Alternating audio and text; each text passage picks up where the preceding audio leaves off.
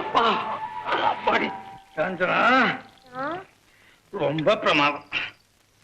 எது? முதுகு வலிதான். என்ன சொல்றீங்க?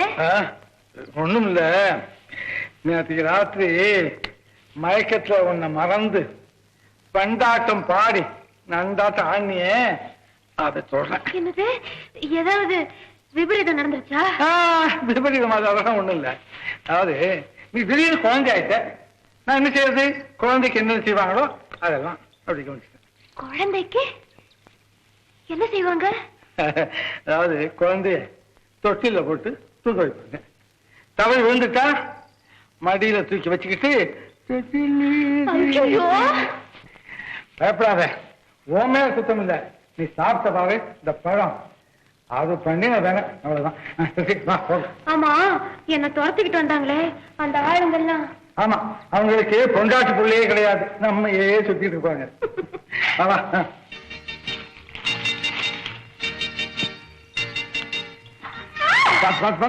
பிடிச்சியா?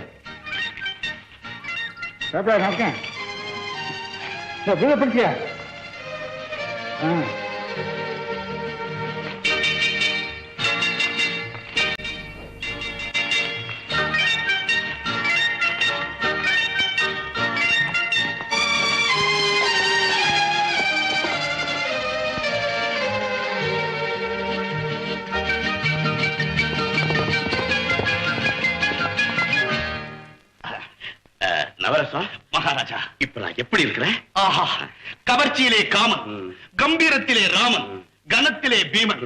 பொதுவா சொன்னா புராண காலத்து கதாநாயகர்கள்லாம் உங்க உடம்புல பொதுக்கூட்டம் போட்டா போலே இருக்குங்க. நவரசம், எல்லாம் உன் கையினுடைய கைங்கரியம் தான். அழக உருவாக்குறதுல நீ அரபிரம்மா. மகாராஜா, இன்றைய கன்னி வேட்டை எந்த திசையிலோ நான் தேடி போக போவதில்லை, அவளே என்னை தேடி வரப்போகிறாள். யார் அந்த பெண்? சாதாரண பெண் அல்ல, அசைந்து வரும் அழகு ரதம். ஜம்பு அழைத்துக் கொண்டு வரப்போகிறாள். மகாராஜா, ஜம்பு, ஜம்பு, எங்கே அவள்? எங்கே அவள்? ஏன் தலை குனிஞ்சு நிக்கிற? அந்த தங்கச்சிலை எங்கே? ஏன் முடிக்கிற? தங்கச்சிலைய வட்டி கடையில அடகு வச்சிட்டியா? மகாராஜா, அவ தப்பி ஓடிட்டான். என்ன மன்னிச்சிடு. காஞ்சனா, வந்துச்சியம்மா. ஏம்மா, உனக்கு ஒன்னும் ஆபத்து இல்லையே? ஆபத்து தான்ப்பா. முரடனுங்க சில பேரு என்ன காட்டு வழியா கடத்திக்கிட்டு போனப்போ இவர் தான்ப்பா என்ன காப்பாத்தினாரு. அப்படியா? வணக்கம். வணக்கங்க தம்பி, என் உயிர் உள்ள வரைக்கும் இந்த உதவியை நான் மறக்க மாட்டேன். இதெல்லாம் இருக்குங்க.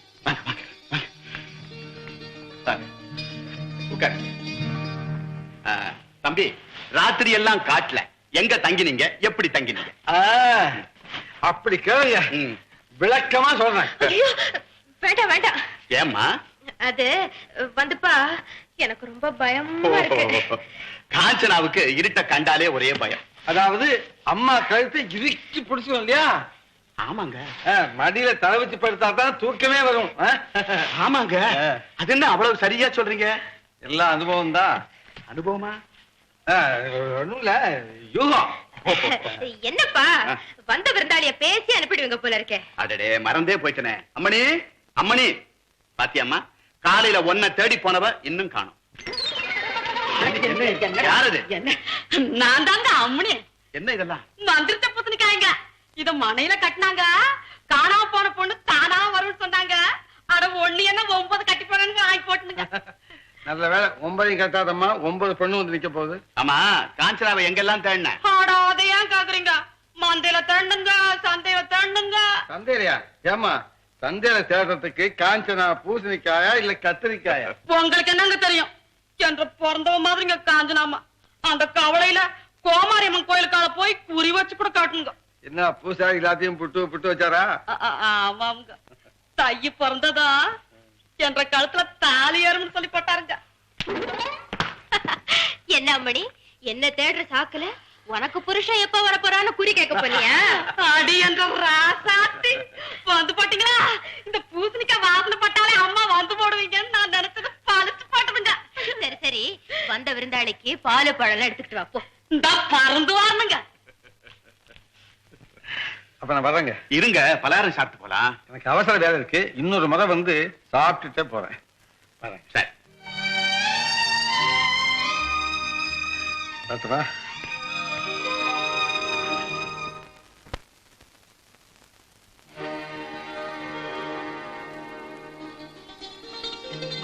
அன்பு மருது, நலம் நலமே வாழ்க. செல்வன் கரிகாலன் நீ வளர்க்கும் பொறுப்பை மேற்கொண்டு நாளையோடு 25 ஆண்டுகள் ஆகின்றன. நாம் திட்டமிட்டபடி பூபதி மன்னரின் பழைய அரண்மனையில் சந்திப்போம்.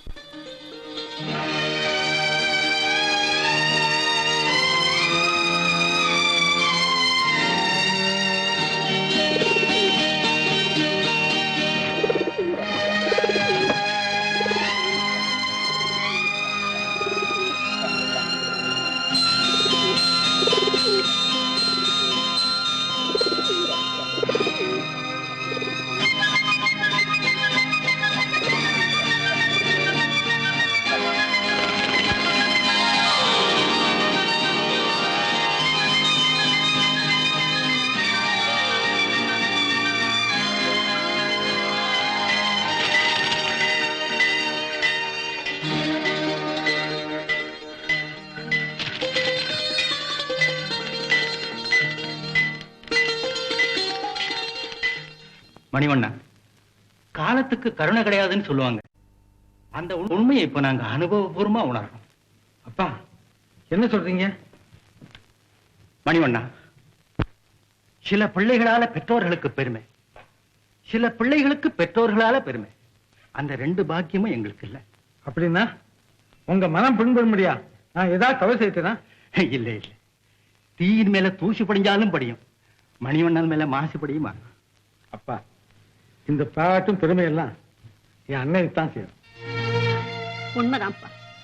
வள்ளலான கர்ணனுக்கு தாயானதால குந்திதேவிக்கு வரலாற்று இடம் கிடைச்சது. அத போல உன்னை பெற்ற தாய்க்கு இந்த உலகம் உள்ளளவும் புகழ் நிலைச்சிருக்கும். ஆனா அந்த பாக்கியம் எனக்கு இல்லப்பா. அம்மா, இந்த சொல்லுக்குரிய தெய்வம் நான் இல்லப்பா. என்ன? உன்னை பெற்றவங்க நாங்க இல்ல. ஐயோ, இது என்ன கொடுமை!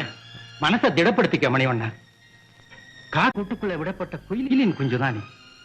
இப்ப அந்த கூட்டை பிரிஞ்சு உன் குலத்தை நாடி போக வேண்டிய நேரம் வந்துடுச்சு. அப்படின்னா நான் யார்? என்ன பெற்றவங்க யார்? என் பூர்வீகம் என்ன? இந்த ரகசியத்தை உங்ககிட்ட சொல்லத்தான் பல வருஷங்களா காத்துட்டு இருக்கார் டாக்டர் அருணவே. இதை அவர்கிட்ட கொண்டு போய் கொடு, அவர் எல்லாம் விவரமா சொல்லு.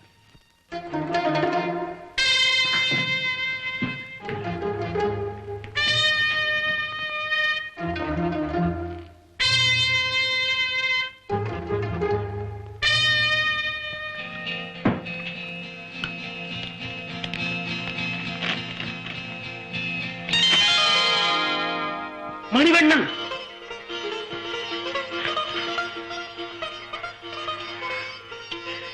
இருபத்தஞ்சு வருஷங்களுக்கு முன்பு நான் உன்னை அனுப்புறப்போ நீ பச்சைமணி, இப்போ நீ பசும் பொன். டாக்டர், பொண்ணுக்கு கூட பூமியோட வயசுல பிறந்ததுன்னு ஒரு பூர்வீகம் இருக்கு. எனக்கு அப்படி சொல்லிக்கிறதுக்கு எதுவுமே இல்லை. கவலைப்படாத, உன்னுடைய பூர்வீகத்தை நீ தெரிஞ்சுக்கிற நேரம் வந்தாச்சு. இதோ இத பாத்தியா? இதுதான் நீ பிறந்த அரண்மனை. நான் அரண்மனையில பிறந்தேன். ஆமா, இது எங்க இருக்கு? அருகாமையில தான் இருக்கு, ஆனா இந்த நிலையில இல்ல. மணிவண்ணா, இதுதான் நிஜமும் சகோதரனும் பிறந்த இடம். சகோதரனா? ஆமா, உனக்கு ஒரு சகோதரன் இருக்கான். எனக்கா?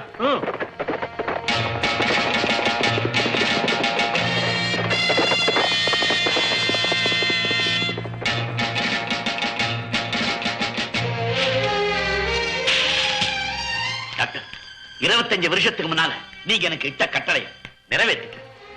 உன்னோட ராஜ விசுவாசத்தை கண்டு நான் ரொம்ப பெருமைப்படுற மருது. டாக்டர், இவன் உன்னுடைய தம்பி. ஏன் தம்பியா? ஆமா, உன் தம்பி கரிகாலன்.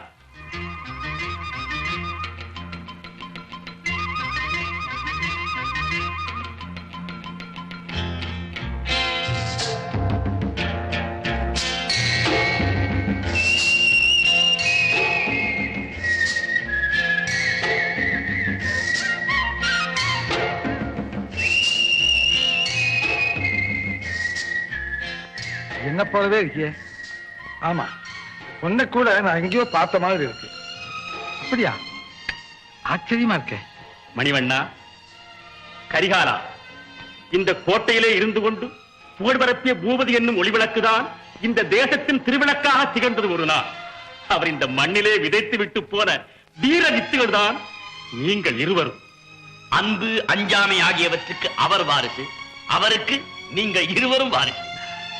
டாக்டர், எங்க தெய்வத்தோட தரிசனம் எங்களுக்கு கிடைக்காம போனது கொடுமைன்னு கொடுமை. டாக்டர் டாக்டர், அந்த வீர திருவுருவம் விழுந்தது எப்படி? சுமார் 25 வருஷங்களுக்கு முன்னாலே பூபதி அரண்மனையில் உங்கள் பெயர் சூட்டு விழா கோலாகலமாக நடந்து கொண்டிருந்த நேரம் இதுதான் நடந்தது. மன்னர் பூபதியின் மணிமுடிய மண்ணிலே தாய்த்த மாபாவி மார்த்தாண்டன் இன்னும் உயிரோடுதான் இருக்கிறார். மார்த்தாண்டன், அந்த மண்ணிதானே, அந்த வெண்ணிதானே, என்னை பெற்றெடுத்த என் அன்னையின் மீதானே. எந்த மார்த்தாண்டன் என் தந்தையின் உடலையும் புகழையும் தாய்த்தானோ அவனுடைய தலையில உணர் செய்தி. இது சத்தியம். இது வெறும் சபதம் அல்ல. மார்த்தாண்டனுக்கு நான் படிக்கும் சாதோலை அவன் குடலை அறுத்து இந்த மாநகர் வீதி எங்கும் தோரணம் கட்டி தொங்க விடுவோம்.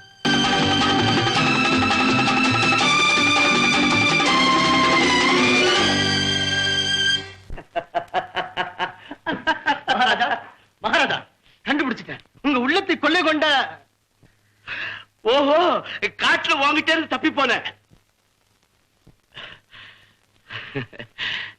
கனகவல்லி. மகாராஜா, நாங்க அரசியல் விஷயமா பேசிட்டு இருக்கிறோம், நீ போலாமே.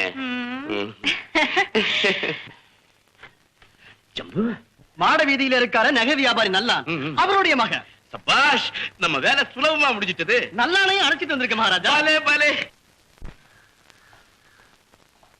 நல்லாதவர்களே, பாருங்கள், உட்காருங்கள் உட்காருங்கள். தங்கள் மகள் காஞ்சனா நலந்தானே? நலந்தா. இந்த நாட்டின் முதல் பிரஜையாக இருக்க வேண்டியவளாயிற்று. ஜம்பு, நாம் இவரை அழைத்த காரணத்தை சொல். ஒண்ணுமில்ல, நம்ம மகாராஜா ஒரு கல்யாணம் செய்துக்கு ஆசைப்படுறாரு. ஆஹா, தாராளமா பண்ணிக்கலாமே. ஏன்னா இவ்வளவு பெரிய சமஸ்தானத்தை ஆளறதுக்கு ஒரு சந்ததி வேணும் பாருங்க. அவசியம் வேண்டியதுதான்.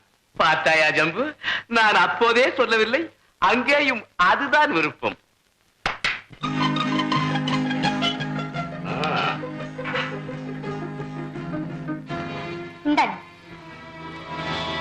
என்னது? தங்க நாணயம். தெரியுது, எதுக்குன்னும் புரியுது. என்னங்க சந்தேகப்படுறீங்களா? அவ்வளவு அசல் தங்கம்.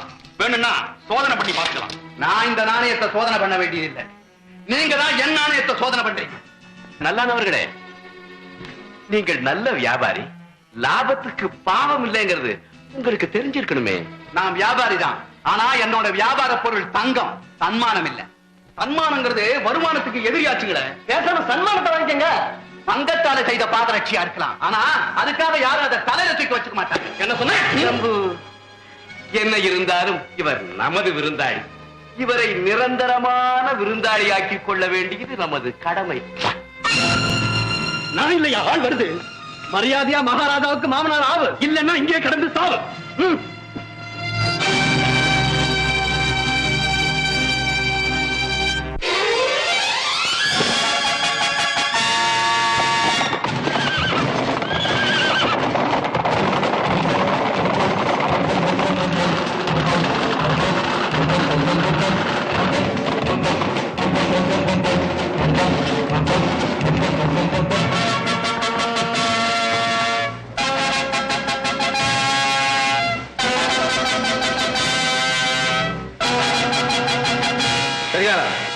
என்ன, நீ கிழக்கு கோட்டைக்கு போய் அதனுடைய தலைவனை கொண்டுட்டு வா.